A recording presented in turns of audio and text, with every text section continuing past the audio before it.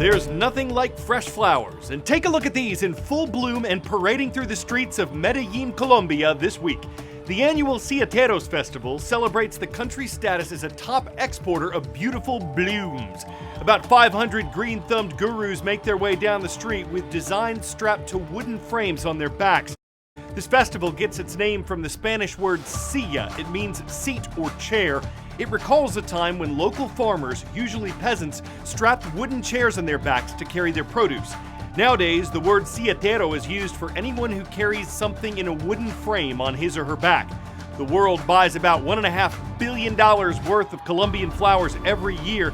That makes the nation the largest producer of cut flowers after the Netherlands.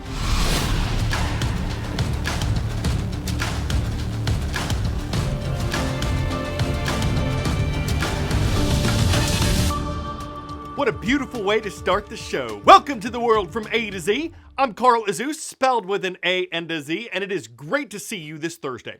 Let's talk about the weather, y'all. Heat waves in North America, heat waves in Europe, heat waves in Asia. It has been a sweltering summer in many parts of the Northern Hemisphere, with record temperature readings taken on multiple continents.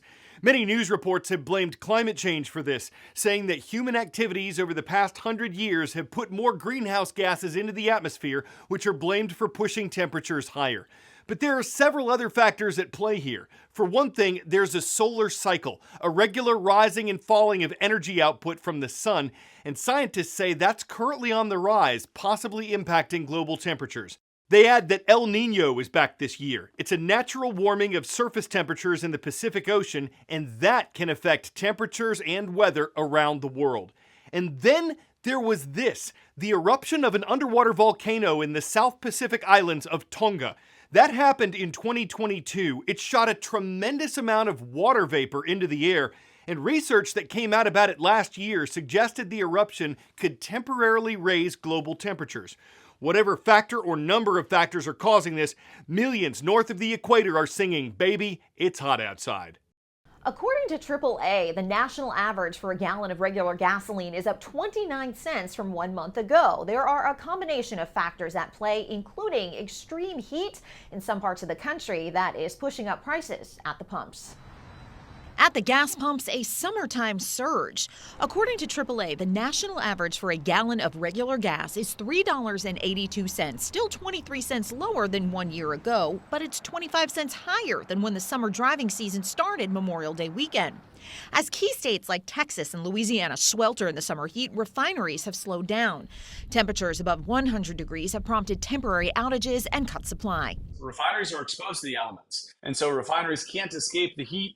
A lot of the time, sensitive equipment that refineries use is very sensitive to triple-digit temperatures. Patrick DeHaan of Gas Buddy says at the same time, OPEC has curbed supply to drive global oil prices higher. Some of the heat-related issues that now are starting to fade, but overall, the higher price of oil has been causing gas prices to finally rise to some of the highest levels we've seen since last year. A turnaround could be on the way soon. DeHaan says the typically slower driving weeks of August, combined with a drop-off in temperatures, could give drivers some relief for the final weeks of summer. If we can avoid a major hurricane, or if we can avoid OPEC making further production cuts or other refining issues, we should see gas prices improving between now and Labor Day. DeHaan also notes that weekend demand has fallen off over the last few weeks or so, and of course, less demand means lower prices at the gas pumps. In Washington, I'm Karen Kafa. A world of knowledge. Which of these features is not widely used in biometrics? Foot, iris, voice, palm. Though you walk on them in a unique way, your feet alone are not typically used in biometrics. There's a big debate taking place over using biometric information to identify people, make sure they're not bots or thieves, and allow them to buy the things they want.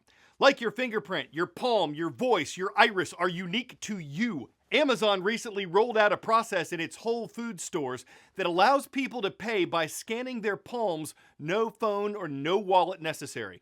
A cryptocurrency named WorldCoin is offering people money, about $60 worth, if they enroll in the platform by allowing their eyes to be scanned. Both of these companies say they don't store this information and that it's protected at all times.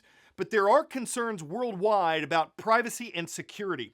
If your credit card is stolen, for example, you can have a new one sent to you and probably get your money back.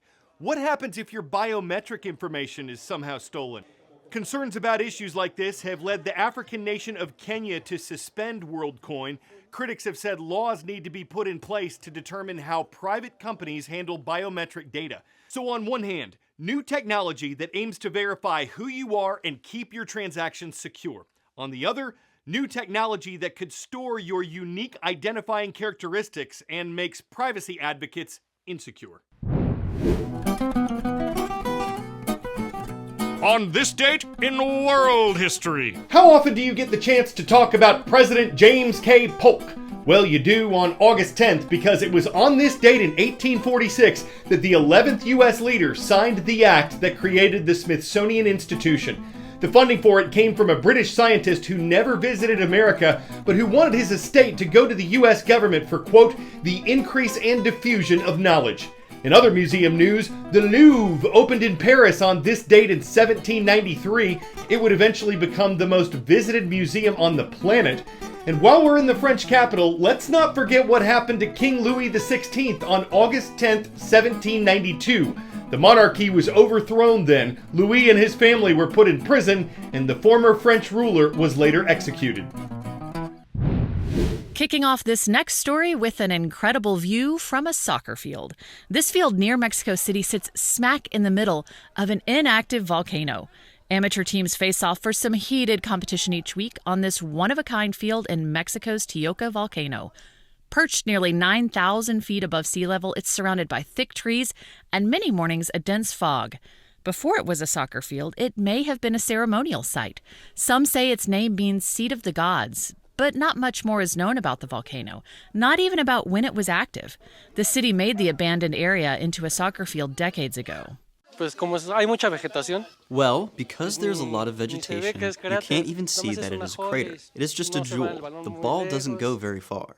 Researchers say you'll find more than 200 volcanoes in the area around Mexico City. Most of them are monogenetic, meaning they erupt just once and then just as suddenly become inactive.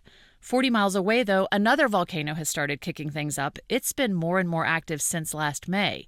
But the field on the Tioca volcano? Well, as long as it remains inactive, it appears to be a keeper. I'm Lindsay Wolfgang Mast for The World from A to Z. Tigers and cougars and bears, oh my! Okay, not bears, but we do have the Tigers today. Great to see everyone watching from Miss Mitchell's class at Cleburne County Middle School. It's located in Heflin, Alabama. And as far as those Cougars are concerned, they're on the prowl in Noonan, Georgia. We see you, Coach Sweeney, and your students at Noonan High School. Yesterday we told you about a bike thief who walked into an open garage. This time, it's a gym-going turtle.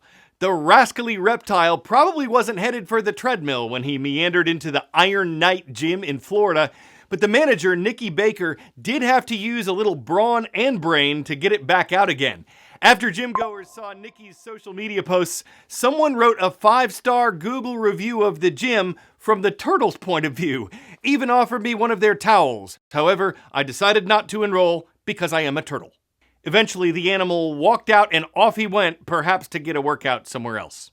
He didn't even lift, bro. Maybe he wanted something more souped up. Maybe he found the weights shellacking. Maybe he wanted a slower carapace. Whatever the case, he had a foe to face. He had to save face and to keep his place in the famous race with the hare.